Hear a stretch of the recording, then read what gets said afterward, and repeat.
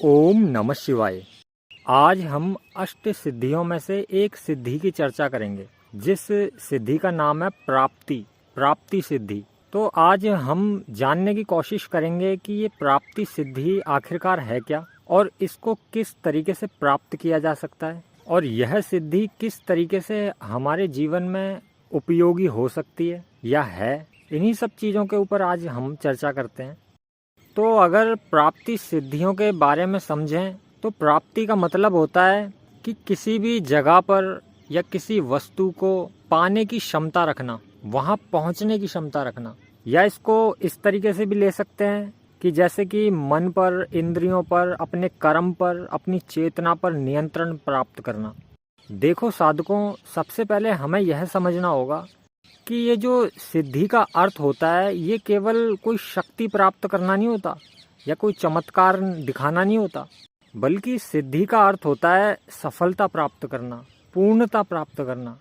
और देखो, जब कोई साधक जो होता है और वो अपने लक्ष्य को प्राप्त करने के लिए निरंतर अभ्यास करता है, अनुशासन अपनाता है, मन को स्थिर करता है और अपने द्वारा किए हुए जो भी कर्म है उनको शुद्ध करता है, तो साधक के अंदर कुछ ऐसी क्षमताएं विकसित हो जाती हैं जो हर एक मनुष्य में नहीं होती। और जब कोई दूसरा मनुष्य उस व्यक्ति को देखता है तो उसको वो असंभव समझता है। जो भी साधक उस कार्य को कर रहा होगा तो सामने वाले व्यक्ति को ऐसा लगेगा कि ये असंभव है, मेरे बस की बात नहीं है। तो ये जो प्राप्ति सिद्धि है, इस सिद्धि को ऐसी शक्ति बताया गया है जिसके द्वारा साधक जो होता है अपनी इच्छा की वस्तु को या अपने इच्छा के स्थान को प्राप्त कर सकता है। लेकिन देखो साधकों, इस सिद्धि को केवल भौतिकी जगत की वस्तुओं पाने की शक्ति मानना अधूरापन है। प्राप्ति सिद्धि का गहरा अर्थ बनता है सही समय पर सही ज्ञान प्राप्त करना, और कोई भी अवसर आ रहा है उसको पहचानना और अपने लक्ष्य तक पहुंचने का मार्ग जो है, रास्ता जो है, उसको समझना और आपके भीतर जो क्षमता छुपी हुई है उसको पहचानना, उसको जागृत करना। अब काफ़ी लोगों के मन में विचार उठेंगे, क्या प्राप्ति सिद्धि अगर हमें प्राप्त हो जाए तो क्या सचमुच हम किसी दूर की वस्तु को प्राप्त कर सकते हैं? क्या हम कहीं पर भी पहुंच सकते हैं? क्या हम भविष्य में जो कुछ होने वाला है उसको जान सकते हैं? देखो, ये जो सिद्धियां हैं इनका अर्थ जो है प्रतीकात्मक भी हो सकता है और आध्यात्मिक भी हो सकता है, दोनों रूप में हो सकता है। इनके विषय में जो है अलग अलग मत हो सकते हैं, लेकिन दावा चाहे कोई सा भी हो, लेकिन साधकों आपको अंधविश्वास को स्वीकार नहीं करना है। क्योंकि योग का जो उद्देश्य होता है वो कोई चमत्कार दिखाना नहीं होता, बल्कि योग का उद्देश्य होता है चेतना को शुद्ध बनाना। क्योंकि जरा सोच के देखो, अगर कोई साधना किसी व्यक्ति को अहंकारी बना दे, लालची बना दे या किसी दूसरे व्यक्तियों पर नियंत्रण करने वाला बना दे, तो ऐसी साधना आध्यात्मिक उन्नति कैसे प्राप्त कराएगी? और इसको तो आध्यात्मिक उन्नति कह भी नहीं सकते। सच्ची सिद्धि तो वो होती है जो व्यक्ति को विनम्र बनाए, संयमी बनाए, विवेकी बनाए और करुणामय बनाए। तो अगर किसी साधक को प्राप्ति सिद्धि को प्राप्त करना है तो उसको शुरुआत जो है कहीं बाहर से नहीं करनी पड़ेगी, बल्कि अपने भीतर से ही करनी पड़ेगी। उसको अपने आप से ही शुद्ध संकल्प करने पड़ेंगे। वो अपने आप से खुद पूछे कि यह शक्ति मैं आखिरकार प्राप्त क्यों करना चाहता हूँ। और अगर इसका उत्तर आपको प्राप्त होए धन की प्राप्ति या प्रसिद्धि की प्राप्ति या किसी दूसरे लोगों पे अधिकार दिखाना या चमत्कार दिखाना, तो ऐसे साधक की जो ऊर्जा शक्ति होती है वो उस साधक के मन को जो है नीचे की ओर ले जाती है। और यहाँ पर सिद्धियों की प्राप्ति करना बहुत मुश्किल होता है, असंभव होता है। और अगर आपको जवाब ये मिलता है कि मैं आत्म विकास करना चाहता हूँ, सेवा करना चाहता हूँ, ज्ञान प्राप्त करना चाहता हूँ, ईश्वर की प्राप्ति करना चाहता हूँ, ईश्वर का चिंतन करना चाहता हूँ, तो ये साधना जो है पवित्र होती है। और ऐसे साधक की साधना जो है सही दिशा में, सही रास्ते पे आगे बढ़ती है। आपका संकल्प एकदम पक्का होना चाहिए कि मैं अपनी जो भी साधना कर रहा हूँ उसका उपयोग मैं हमेशा सत्य के लिए करूँगा, सेवा के लिए करूँगा, अपने अंदर आत्म संयम बनाऊँगा, और जो भी मेरे पास में सिद्धि है उसको मैं लोक कल्याण के हित के लिए लगाऊँगा। तो जिस साधक का संकल्प जितना ज़्यादा शुद्ध होगा, साधना में वो उतना ही गहरा उतरेगा और मन की दिशा भी वैसी ही बनेगी उसकी।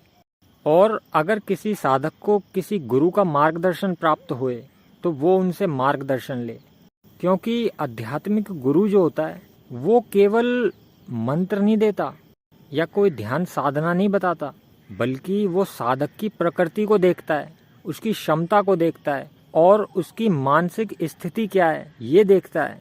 और जब गुरु जो है साधक की जीवन परिस्थितियों को देख लेता है, भांप लेता है, तो गुरु सब कुछ सोच समझकर साधक को उचित मार्ग दिखाता है।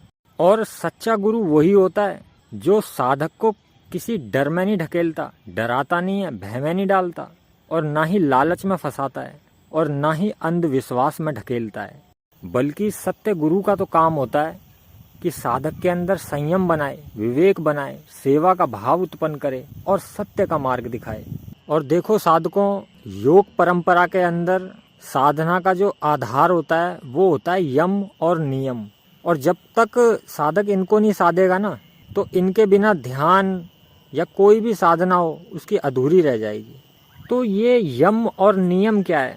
यम और नियम है कि हमेशा सत्य बोलना, किसी से छल कपट ना करना, किसी भी प्राणी को कष्ट ना देना और बिना किसी की मर्जी के किसी की वस्तु को लेकर ना आना और अपनी इंद्रियों पे संयम बना के रखना, अपनी इच्छाओं पे संयम बना के रखना और जितनी आपकी आवश्यकता है उसमें ही संतुष्ट रहना, उतना ही अधिकार रखना।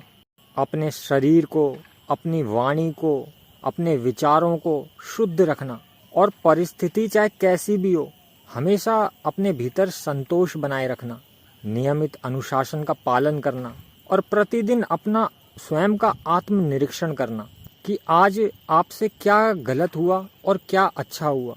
और आप अपने जीवन में जो भी कर्मों को कर रहे हो सबों को ईश्वर को समर्पित कर दो।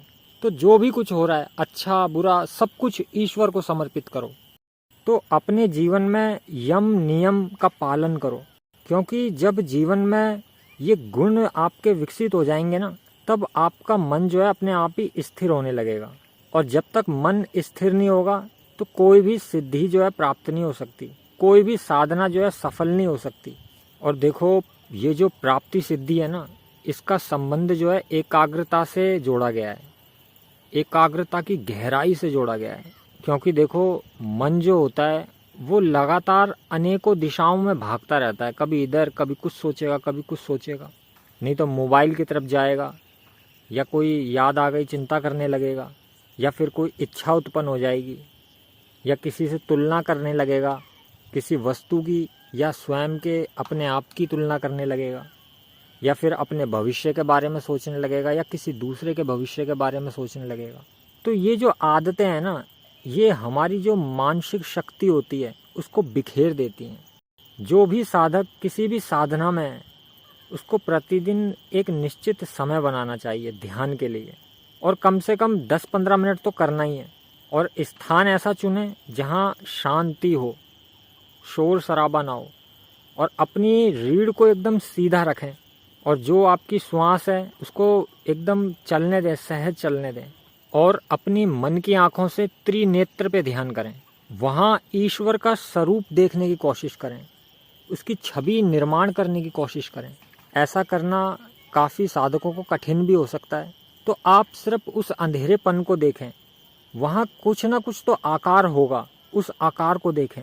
मन में कोई विचार ना पैदा होने दें, और अगर मन में कोई विचार या मन भटक भी जाए, कुछ याद ही करने लग जाए, क्योंकि मन जो है वो भटकेगा, तो उस मन को दोबारा से वापस से स्थिर करें, क्योंकि ऐसा करने से आपकी एकाग्रता शक्ति मजबूत होगी, मन को वापस से खींच के लाने से। देखो, आपने देखा होगा कि जैसे कि लेंस होता है, लेंस पे जब सूर्य की किरणें पड़ती हैं तो वो सारी जो किरणें हैं एक जगह पे एक पॉइंट में एकत्रित हो जाती हैं और अग्नि को उत्पन्न कर देती हैं, आग जला देती हैं। वैसे ही हमारा मन जो है जब एकाग्र हो जाता है एक जगह पे, तो असाधारण शक्ति जो है उत्पन्न हो जाती है।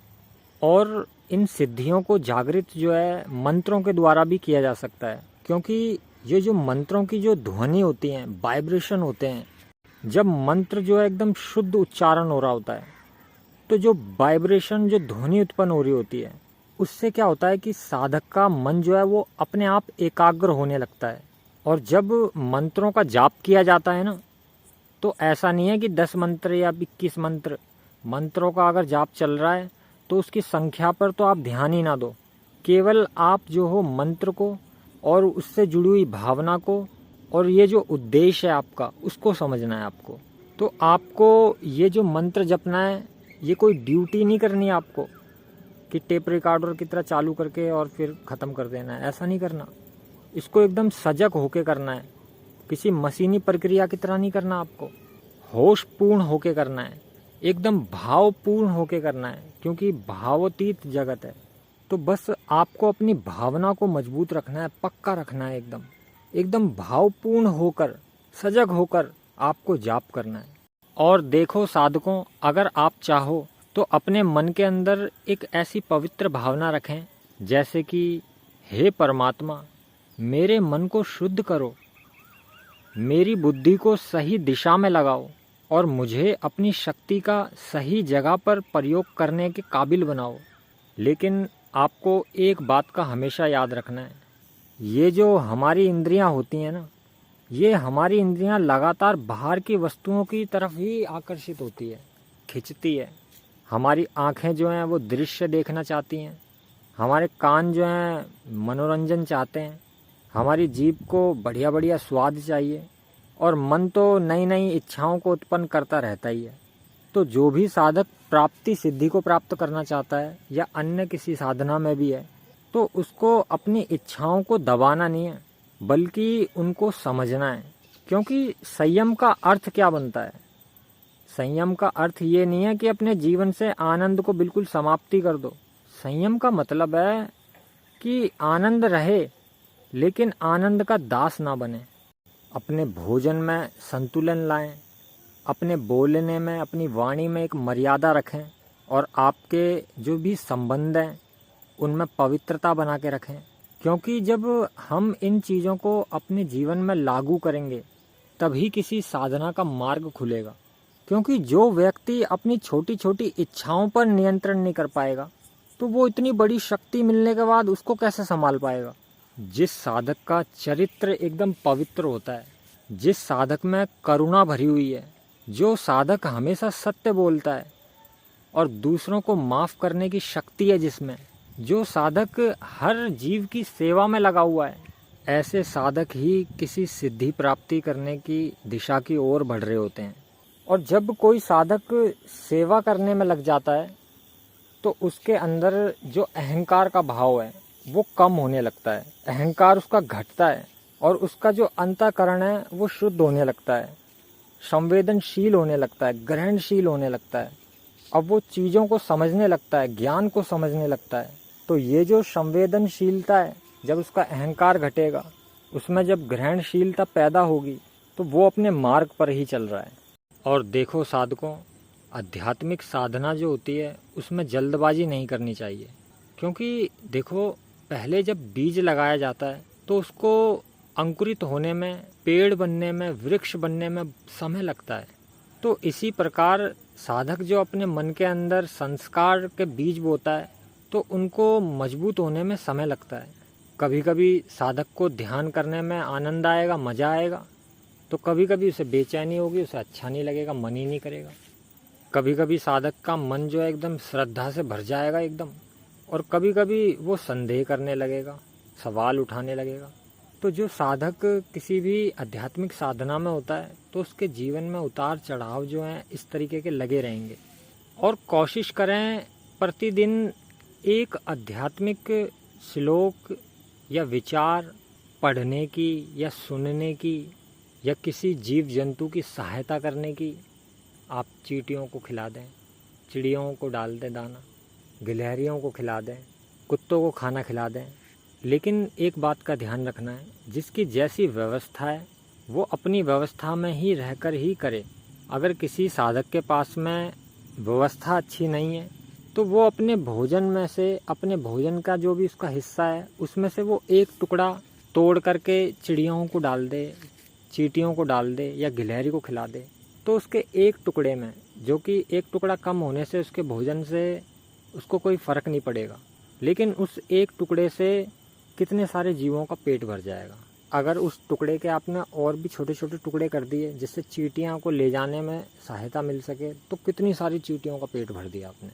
और रात के समय अपना स्वयं का आत्मनिरीक्षण करें, अपने कर्मों को देखें, अपने विचारों को देखें कि दिन भर आपने आज क्या क्या किया, कहाँ कहाँ तुमसे अच्छा हुआ और कहाँ कहाँ बुरा।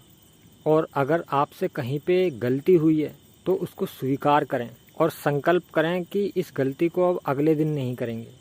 देखो, ये छोटे छोटे अभ्यासों से क्या होता है कि मन स्थिर होता है, जीवन में एक अनुशासन आता है जो कि साधक को श्रेष्ठ बनने में सहायता करेगा। लेकिन आपको एक बात का हमेशा याद रखना है कि ये जो सिद्धियां हैं आध्यात्मिक मार्ग में एक आकर्षण बनती हैं, और अगर साधक जो है सिद्धि की शक्ति में, प्रशंसा में अपनी और उसको दिखाने में अगर फंस जाए तो साधक का अहंकार बढ़ सकता है। तो देखा जाए तो प्राप्ति सिद्धि का श्रेष्ठ रूप तो यह है कि व्यक्ति सत्य को प्राप्त करे, आत्म शांति को प्राप्त करे, सत बुद्धि को प्राप्त करे और अपने जीवन को दूसरों के लिए उपयोगी बना दे। अपना जीवन स्वयं के लिए ना जीकर दूसरों के लिए जिए। जैसे कि आपने पेड़ को देखा होगा, पेड़ इतने स्वादिष्ट फलों को उगाता है लेकिन वो खुद ना खाकर दूसरों की सेवा में लगा देता है। फल हमेशा दूसरे ही खाते हैं। देखो साधकों, किसी बाहरी वस्तु को प्राप्त करना तो बहुत ही छोटी उपलब्धि होती है और अपने ऊपर विजय प्राप्त करना बहुत बड़ी उपलब्धि होती है। तो देखो साधकों, प्राप्ति सिद्धि कोई जादुई प्रदर्शन नहीं है, बल्कि चेतना के विकास के प्रतीक के रूप में समझी जानी चाहिए। और इसका मार्ग जो है शुद्ध संकल्प है, गुरु का मार्गदर्शन है, सदाचार है, ध्यान है, मंत्र जप है और अपनी इंद्रियों पे संयम है, सेवा का भाव है और निरंतर अभ्यास, इन सब चीज़ों से होकर गुजरता है। हमें कोई भी सिद्धि प्राप्त करने से पहले अपने आप को उसके योग्य बनाना चाहिए। शक्ति को प्राप्त करने से पहले हमको अपने चरित्र को मजबूत बनाना पड़ेगा। यदि मन शुद्ध है ना, और उद्देश्य हमारा पवित्र है और हमारा कर्म जो है लोक कल्याण के हित में है, तो जीवन के अंदर ज्ञान और सफलता प्राप्ति के अवसर, आत्मविश्वास, शांति, ये सारी की सारी प्राप्तियां जो हैं धीरे धीरे अपने आप ही आने लगती हैं। ओम नमः शिवाय।